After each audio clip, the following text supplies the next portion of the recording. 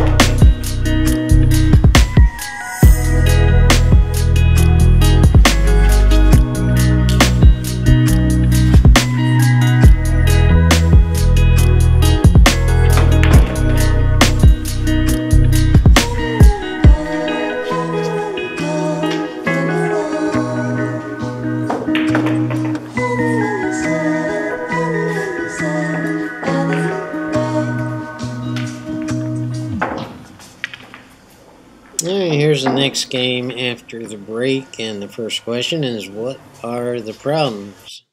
And wow, look how many clusters we have here. Let's take a closer look. Wow. We have a problem there with the 111. We have a problem with the 7-8. And once we take a good look, there's not a whole lot of other problems. Now we do have some minor issues, like I think that 3 ball's blocking the pocket if we decide to take the stripes, but that's easily solvable.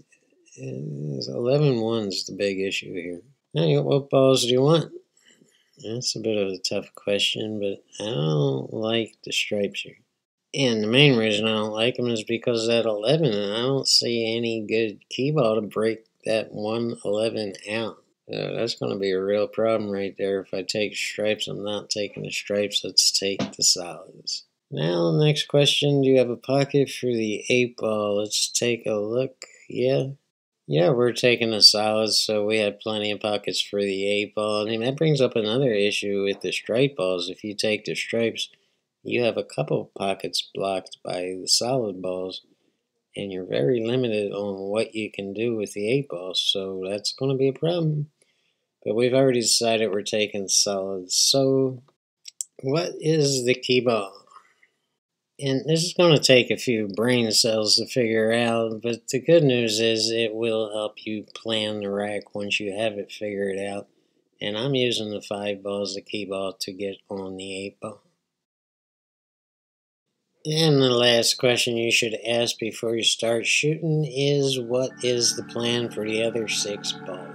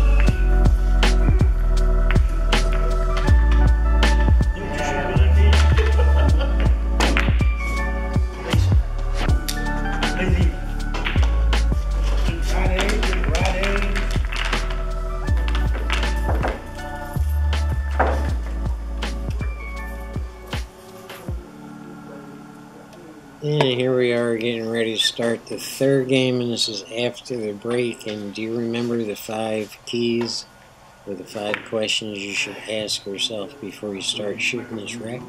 If not, here's the first one. What are your problems? Yeah, I don't know about you, but I really don't like combinations, and I'm gonna go way, way out of my way to avoid shooting one.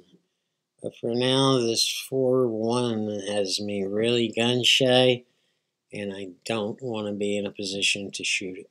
And we also have this 11 ball getting in the game and making it hard to get on the combination that I don't want to shoot anyway. Yeah, that's an issue. If we take the stripes, we have the 1 ball block in the pocket for that 14. And there's some other really iffy issues here. I can't shoot that 13-9 combo, so I'd have to shoot the 13 in the side, and that 11 might get in the game. Oh man, there's just too much going on with the stripes, and only really just one major problem with the solids, and that's what the hell am I going to do with this 4-1? So, are we taking stripes or solids? And you know what? This question brings up an interesting, unique theory that I've been working on for a long, long time. And not every pool rack is created equally. No matter what balls you decide to take here, stripes or solids, this rack is bound to be not pretty, and not all racks are pretty. We're going to struggle to get through this. And I believe that's nature's way of keeping us in check and keeping our ego normal and healthy. Just when you start to get a little bit arrogant or a little bit cocky, nature is going to throw one of these racks your way and make you work for it. Nonetheless, we're taking the solids because I've already decided to take the solids, and I don't turn around and change my mind. I don't. Once I make that decision, it's final, and I'm sticking with it. So, do you have a pocket for the 8 ball? And we don't need to go to a graph, but we will, and obviously we have a pocket for the 8 ball. The next question is, what's the key ball to get on the 8 ball? And don't forget, we're taking the solids. And when I first start this game, I plan to use the 3 ball, and this is a case of not always using the ball closest to the 8 ball. And while that plan might seem odd to you, I was looking for this valley here and to shoot this 3 ball 2 rails back down on the 8, maybe 3 rails. And I know that seems odd, but it made perfect sense to me when I started planning it. And then I changed the plan in the middle of the game because I had to, and you'll see why. And speaking of plans, let's go ahead and look at the original plan to win this game.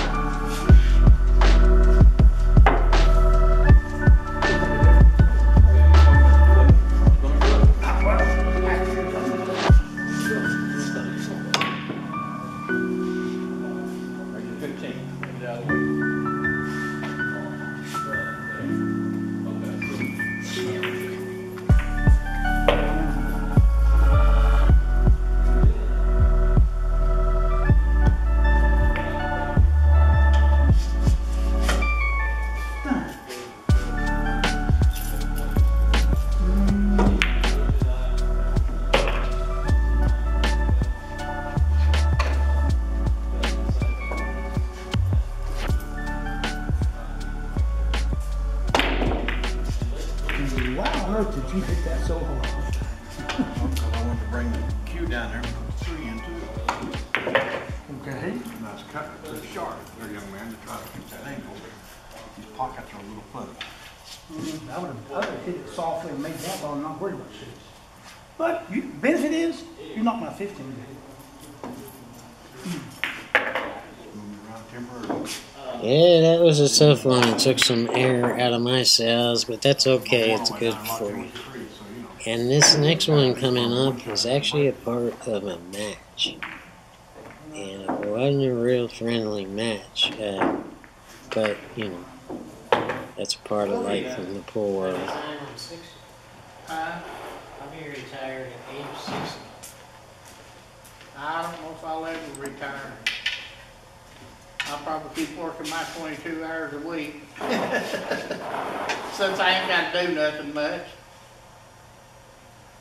And what I do is not no strain or nothing. There we go. Dad, gun. Man alive. This table breaks a lot better than that.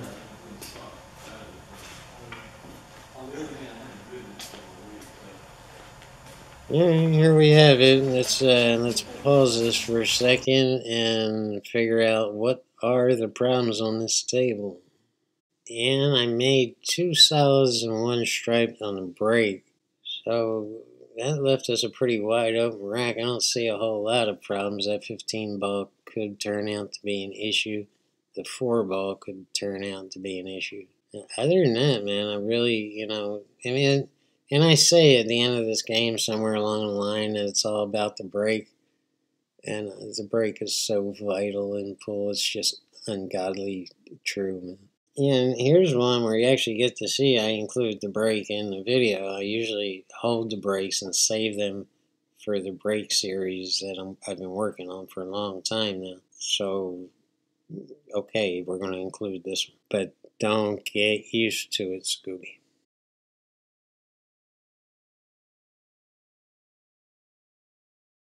What balls do you want? Straps or solids? I think I'm taking the solids here, and not just because I made 2 solids on the break. I usually pay no attention to that. And we're not playing take what you make. It's you know, it's optional. It's still an open table at this point. I just want to make this 1 ball and just kind of have my opponent trembling. Yeah, that's what I want. Yeah, that's what I want. I just want to make this 1 ball and just watch him cry. But, okay, we made a decision. We're taking the solids. Let's move along now. We have a bucket for the 8 ball. Yeah, we're good on the 8 one. We have both corner pockets at the bottom of the table. And what is the key ball to get on that 8 ball? We're taking the solids, don't forget. Yeah, I like the 7 ball for key ball, and I know a lot of you won't agree with that. That's okay. It's good. We can disagree and still be friends. Yeah, I think I like the 7 ball. I know a lot of people would take the 4 or the 6 to get on the 8, but I think the 7 ball is my best key ball.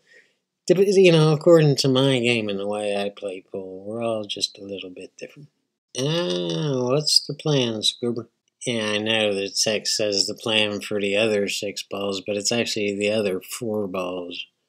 So yeah, as far as my brain's concerned, I only have to plan 4 balls because I know where I want to be on the 7.